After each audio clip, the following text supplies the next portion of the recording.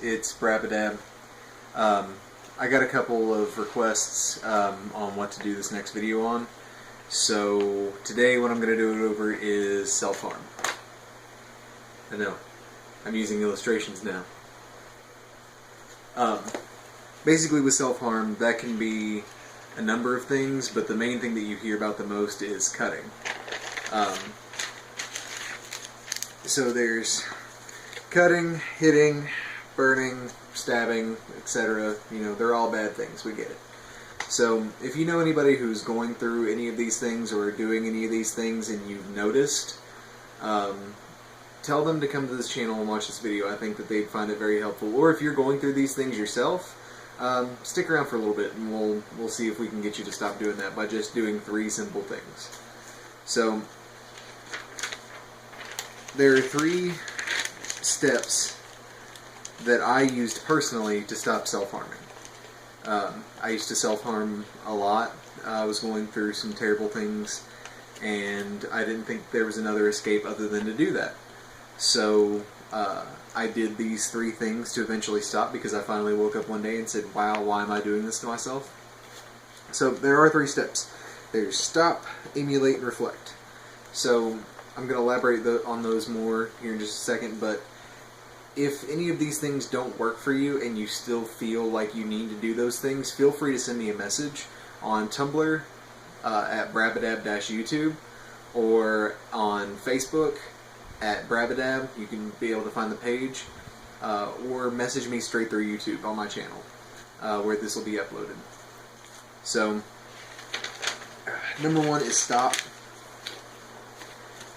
First thing you need to do as soon as you're about to cut, or as soon as you're about to burn or stab or hit or anything, just stop. Think for a second. Is this worth it? Is what I'm doing going to help the situation that I'm in at all? Is this going to help me? Once you realize that it's probably not going to help and it's not going to fix anything, the next thing is to emulate. Now, the reason that we self-harm is because it gives us an adrenaline rush. It basically, whenever you cut, it releases endorphins into the air through your bloodstream that cause it to be addicting. Literally, cutting is a drug. So the best way, and this is what a friend of mine told me who's actually a counselor, to use a rubber band. Put it around your wrist so that anytime you feel like cutting or anything like that, you pull it back and let it hit your wrist. Let it hit over and over and over again to emulate that pain. And eventually it'll wean you off of doing it, and you'll eventually stop. The third thing is to reflect. Why did I do it? Why did I do it in the first place? The important thing in reflecting is to realize that, yes, you did it, but you also need to realize that you were in a dark place and you might not have been able to help it. So if you have a friend that's going through something like this, or if you're going through something like this, don't let yourself feel bad for what you're doing. Yes, you need to stop. It needs to stop, and you're going to hurt yourself if you don't. I realize that that's the point, but it's not going to fix anything in the end, and you need to realize that talking to people and getting help from people is going to help you further in the long run than just doing that to yourself. So seek out friends, seek out family, you know, come to this channel, talk to this community, talk to me,